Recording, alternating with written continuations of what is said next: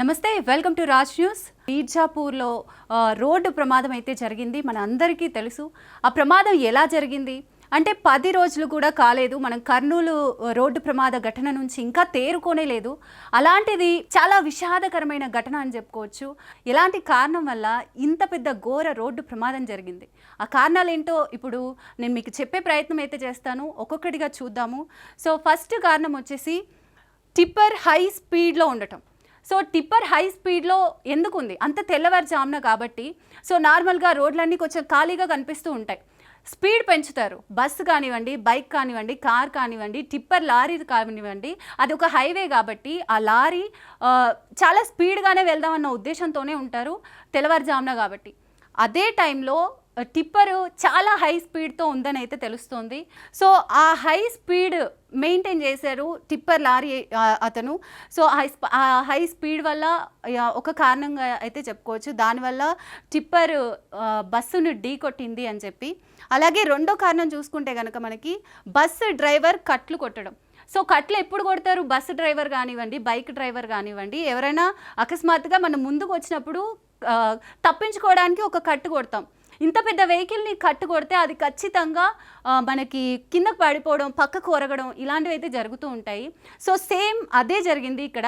So ఇంకో third reason తీసుకుంటే మనక బస్సు టిప్పర్ డ్రైవర్ల నిర్లక్ష్యం. సో ఏ ప్రమాదం జరిగినా మనం డ్రైవర్ల నిర్లక్ష్యంగానే చూస్తాము.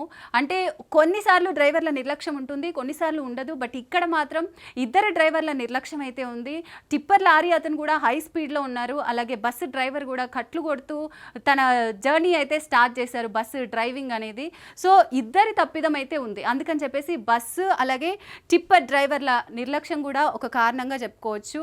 అలాగే నెక్స్ట్ చూసుకుంటే కనుక మనకు వేగంగా ఢీ కొట్టి బస్సులోకి దూసుకొచ్చిన టిప్పర్. సో ఆల్రెడీ మనం హై స్పీడ్లో ఉందనుకుంటున్నాము.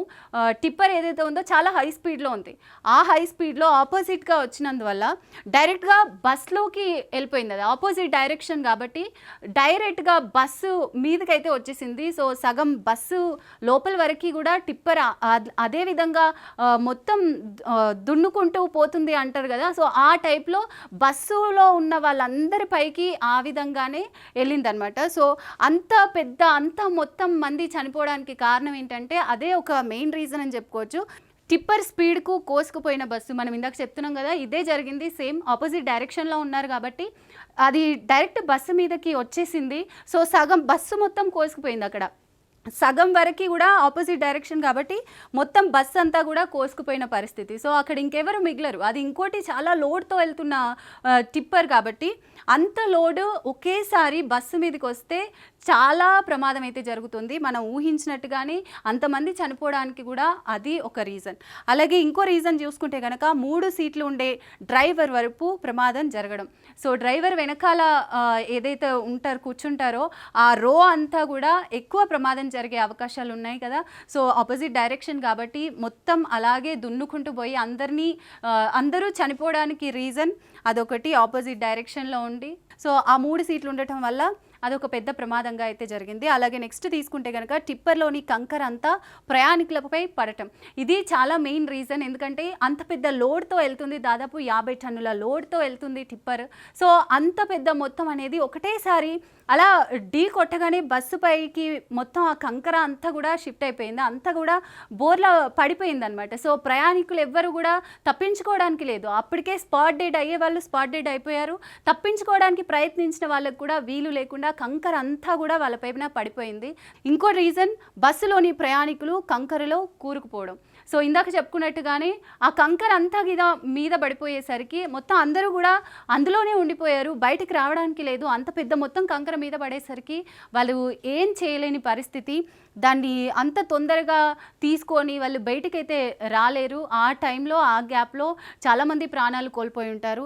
సో నెక్స్ట్ చూసుకుంటే కనుక బస్సులో పరిమితికి మించి ప్రయాణికులు ఉండటం. సో నార్మల్గా ఉండాల్సిన వాళ్ళ కంటే కూడా చాలా ఎక్కువగా దాదాపుగా 72 మంది ఆ బస్సులో ఉన్నారట. సో బస్సు మెట్లు ఎక్కే దగ్గర కూడా స్పేస్ లేకుండా అంత కిక్కిరిసిపోయి ఉంది అనమాట బస్సు. సో అది కూడా ఒక మెయిన్ రీజన్. ఎక్కువ మంది చనిపోవడానికి, ఎక్కువ మంది జనాలు ఉన్నారు కాబట్టి బస్సులో ఎక్కువ మంది చనిపోయారు ఇప్పుడు ఆ ఘటనకు సంబంధించి.